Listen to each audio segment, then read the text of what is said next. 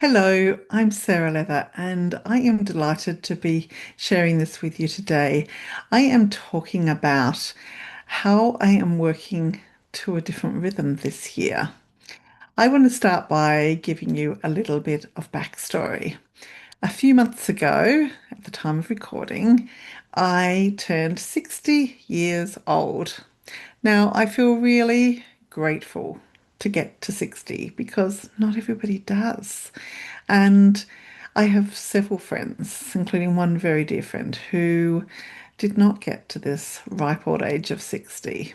And although I think 60 is still very young, I know it's still midlife, it's still a very, like they say, 60 is the new 40, but it's not lost on me that I've got here.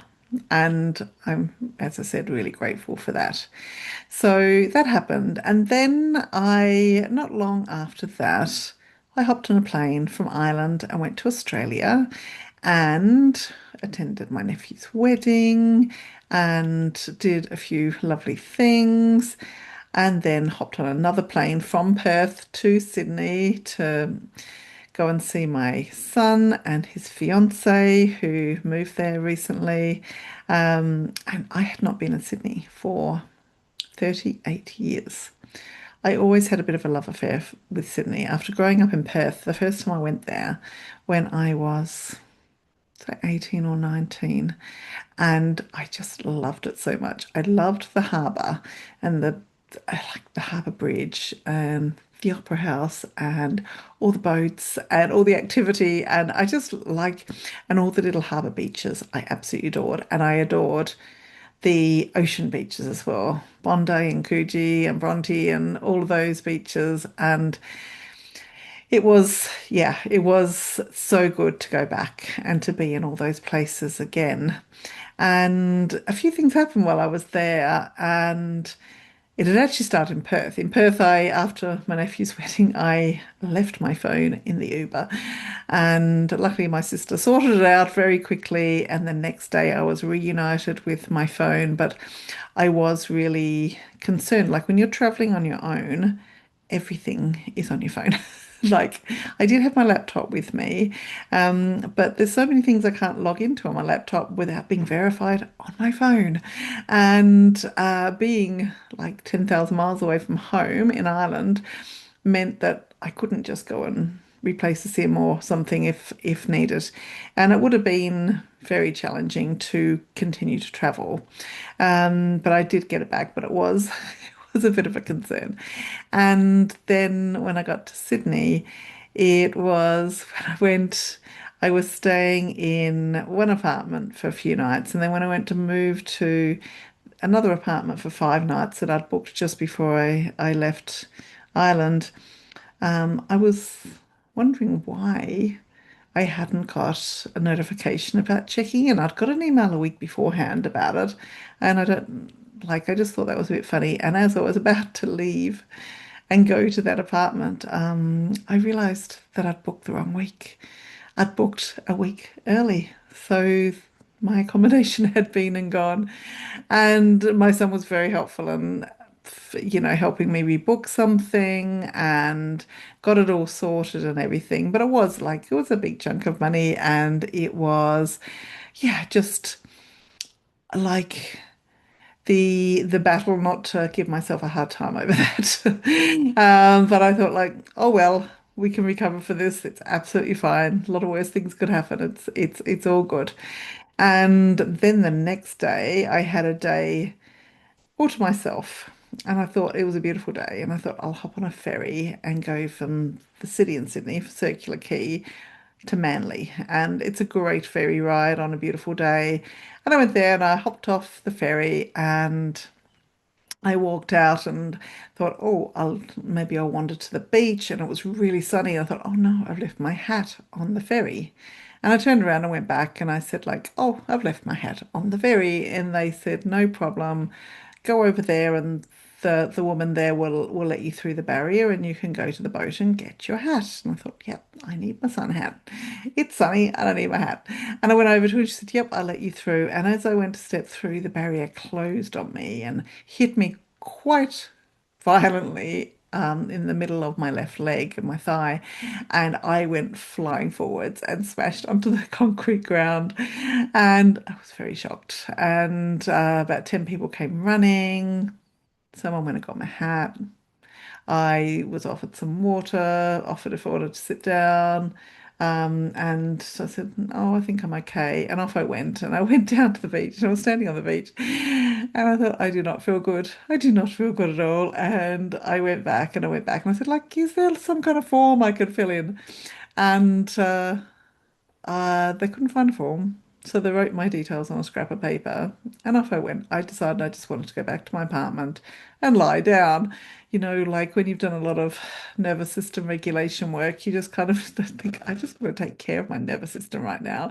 I need to ground myself in where I'm staying. And so I went back and it was I actually went and met my son for lunch because he was really good. He was great about it because he was quite close to where I got off the ferry on the other side, and he made sure I was okay. So, and I was okay. I was very sore for several days. Um, and I never heard from them, by the way. I never heard anything. I sent some emails and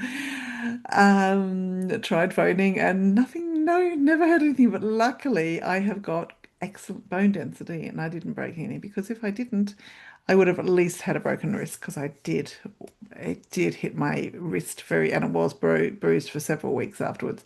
But another thing I'm very grateful for is nice strong bones at 60. So that's good.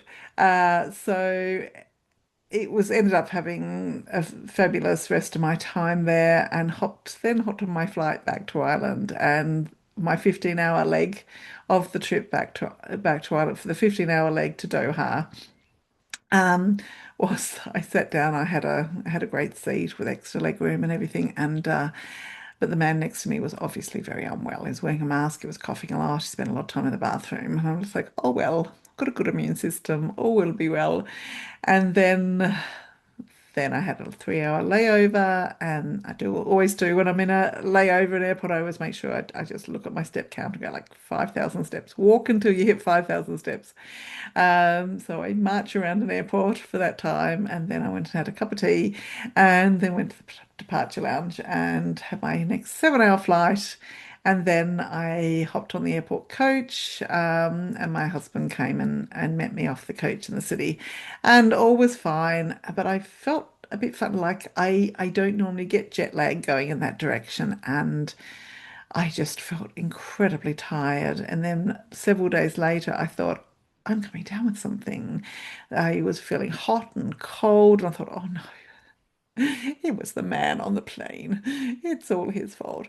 And I went to bed early again, but I couldn't get to sleep. And then I noticed that my heart was beating very fast.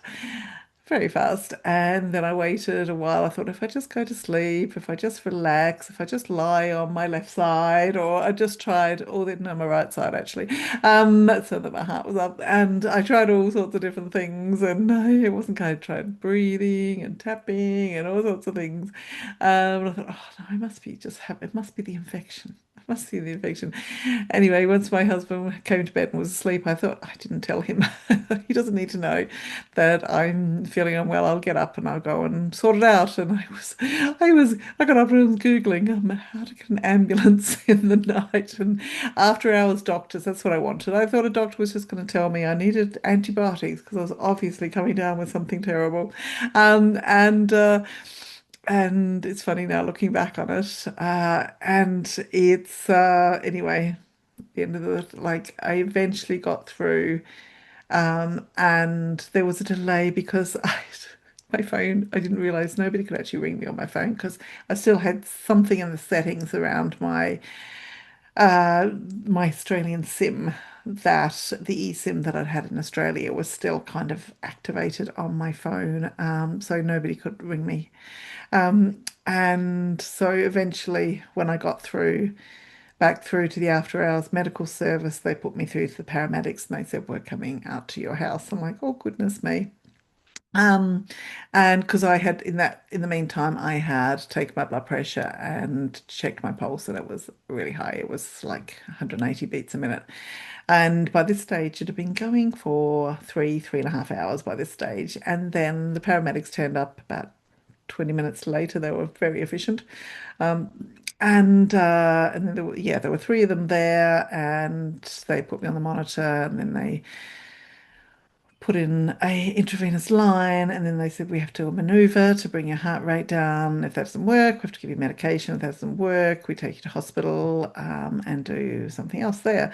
I'm like, okay, 'cause I used to be a nurse, so I get it. I knew what was going on. As soon as I saw the screen, I knew I was in SVT, sinus ventricular tachycardia, and I could see it was nearly 200 beats a minute, and I thought, yeah, that's the way it's been for a few hours now. And anyway, they did their thing. He calmed down a little bit, and they're like, let's go to hospital. So it was like an hour, 15 minutes drive, very fast drive. The ambulances drive very fast. And off I went to hospital, and it was like, and this was 2 months ago, just over 2 months ago now. I was kept in hospital for the day, the night and the day, and they did lots of tests and x-rays, and I saw lots of doctors and everything. And then my husband was allowed to come and take me home. And I have been well since then, which is great. But I like when things happen like that, I can't help wondering what my body is trying to tell me. Because I always think things don't happen in isolation. And it was a few days later. And the way that I do things now isn't to try and think my way there. I think like, well, what is it trying to tell me? What's going on? What's happening? And like constant exploring. Now it's just like, I'll let the message land. I'll let the download come. Oh, it'll come. And a few people that heard the story said, oh, you need to slow down. Your heart was beating really fast. You need to slow down. I'm like, I don't think so. I do not have a busy life these days. I have designed things that way. My whole operating system is simplicity. Like I do not have a busy schedule. I have lots of space on my calendar, lots of space in my life, lots of time for connection with people. I have lots of time for walking in nature. I have space and I don't hurry. Even though I am by nature probably type A and quite driven. I certainly used to. I used to think when I was in my late teens and early 20s, I thought that sleep was a complete waste of time and I was excellent at burning myself out. I collapsed at work when I was 21. Uh, but that's a story for another day. But over the last several years, I've got really good at like slowing things down and having space. So I thought, that's not it. So I thought, it'll come, it'll come. And what came was, oh, I just need a different rhythm. I was in like a a different rhythm at that time. And even though that's not the rhythm I need to be in, that's a very dangerous, that's not healthy. But it's just like, oh, my heart is telling me I need a different rhythm or to be on a slightly different path. And it's funny because I'd always said something would change when I turned 60. I wasn't quite sure what it was going to be, but something would change. And I thought like, will I do a little elegant pivot with my work? Will I go off and study something? Will I take a sabbatical? And the reality is, I don't want to not work, and I'm actually not in that position yet to be able to just walk away from work, and I don't want to. I have fabulous clients and I love my work. But I kind of knew as well that some things needed to change a little bit. So yeah, I was wondering, like, as I said, did my work need to pivot? And I went through a bit of a phase after that of feeling a bit stuck and really being open to the clarity of like, what's next? What's next? And I know what I needed to do, which was do nothing, was allowing the space for everything to come through. And just really waiting for signs to reveal themselves, which is quite interesting. There was some stage between then and now as well, where I was wearing a blood pressure monitor for 24 hours. And I've done this about 10 times. I've had problems with my blood pressure since my 30s, so like for well over 20 years. I've had blood pressure problems, have a family sort of renal artery thing that goes on, and so I regularly get my blood pressure checked like that. And it was really interesting because I, when I went back to get the results, my doctor was looking at it and she said, like, what were you doing between 10 a.m. and 1 p.m.? She said, because, it was fine all night, it was fine in the evening. It was fine even when I was out, like in the afternoon when I was out walking. It was fine when I was having lunch. It was fine when I was sitting on the couch watching Netflix with my husband. It was fine when I was doing a little bit of weights. But she said, what was happening here? Because it's very high here. And I said, oh, I was on Zoom doing some client work, but I was doing work that I know doesn't really light me up anymore. And she said, well, maybe you need to not do that kind of work anymore. And I said, yes, I think you're correct. Now that I have this information, because we don't know what we don't know, like I didn't know, like I'm not aware when my blood pressure goes up. In the past, when I had some episodes of it being very high, I sometimes got this headache that I knew was my blood pressure, but very often I don't. And I thought, that's interesting now as well. And I just said to her, leave it with me, leave it with me. And since then, I have said no to some work. I've had said no to some work, and I check in with my body first. Is this a wholehearted yes or a wholehearted no? And it's funny that like things are flowing now, and the work that's coming in is a lot of, it's mostly women in midlife that know that there's something off. There's something like that is the wrong rhythm for them for where they're at right now. And some have even said that. So I feel like I'm not in rhythm with my body or something. And I have spent years studying like somatics and body-based coaching and all of those kind of things. So I suppose I am more aware of the body and more aware of with my clients what's going on for them. And so since then, sort of some beautifully aligned clients and repeat clients as well, which is the lifeblood of business. And now more than ever, that repeat clients, like a client for life or a client for significant time, not just always looking for new work. That's exhausting and that's very depleting for any business and any business person as well. Um, and like people are coming to me wanting help to create a simpler and more abundant business. And also from here, I've I decided, and it was really kind of in the pipeline, but I really got in with. I am doing my a retreat again, which I haven't done. My last retreat was in 2019. I ran many retreats every year in Portugal, and I'm running one now in Spain, in Albia in Spain, outside Alicante, and in May. And I can't wait for that. I'll pop the details with the notes for this so that if you want to check it out, you can. It's going to be beautiful. It's a women's business retreat, but we're working on money and magic and flow and abundance and really getting business very aligned for this season of your life and making sure that your business is running to the right rhythm for you in this time of your life. And we'll have lots of fun. And there's loads of space in it as well, so that we'll do some nice things in that spacious time. The it really is about listening to your body. Your body is very wise. The body always knows. And I am so blessed to be able to do the work that I do and have the incredible clients that I have and know that there is no lack, there is no shortage, there is no, there is nothing that is not possible.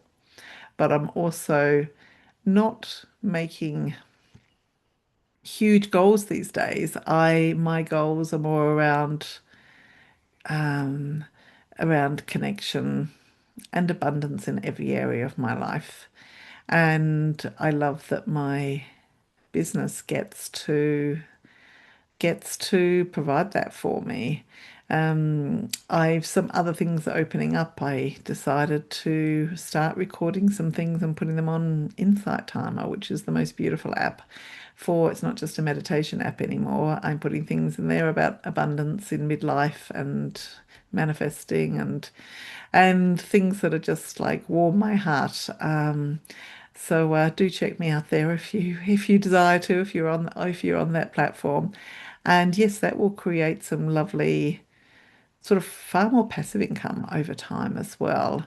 It's um it's this year as well. I am very much setting up income streams that are way more passive than what I've done in the past. And that's why I love like on Insight Timer is that it's it like you don't have to market. You like there's millions of people on the app all the time and they will just search for what they want and you don't have to send all the traffic to it for anything to happen, which is what happens with your own courses and programs. Um, I am going to be making some of my own courses as well this year around really fun things, around around what I call as if by magic. I have myself over the last few months or the last year or so, and so many of my clients as well go like, this client just landed as if by magic. Someone just sent me a DM saying they want to work with me. Somebody just signed up to my thing and I've never heard of them before. And I've seen that with several of my, particularly my one-on-one clients that have signed up recently or over the last 6 to 8 months. It was like, we actually don't know where they came from. They don't know either because they're not on my mailing list. They're not connected to me on social media, but they most likely come from some SEO from my blogs and maybe YouTube or the podcast. And it's like, oh, it's just like magic. It's happened. And it's just like allowing that even more. And that's what I'm sharing with my clients as well. So they can just continue to let the magic happen because this is magical work we're doing. It's incredibly transformative work we're doing with our clients. And it's so important to work in a way that feels like it's in line with how you are naturally wired. Lately, I've been leaning a bit more into my human design, and I'm a projector, which means I need to not work a lot of hours, and I need to be the guide, the sage, the space holder. And I'm like, yep, that all makes sense. I've always loved human design, but I've just looked into it a bit more lately, and I'm just being really curious with my clients as well around theirs and making sure that they are working in a way that is really suits the way that they are designed. And it's so much fun and so much joy to do this. So I am going to leave you with that. And if you would like to talk to me about how I can help you or what we could co-create together or anything at all, I'll pop the link with this and we can have a chat or you can message me and we'll take it from there. Um, I have, yeah, some beautiful offerings of one-on-one work and my beautiful Simplify and Flourish mastermind as well. And I also have my single sessions. So if you just want to do a deep dive into where you're at right now, what your business looks like, and exploring about where maybe you'd like to take it over the next year, I'm here for that too. So I want to send you lots and lots of love and thank you for being here. And I'll be back to you really soon. Bye for now.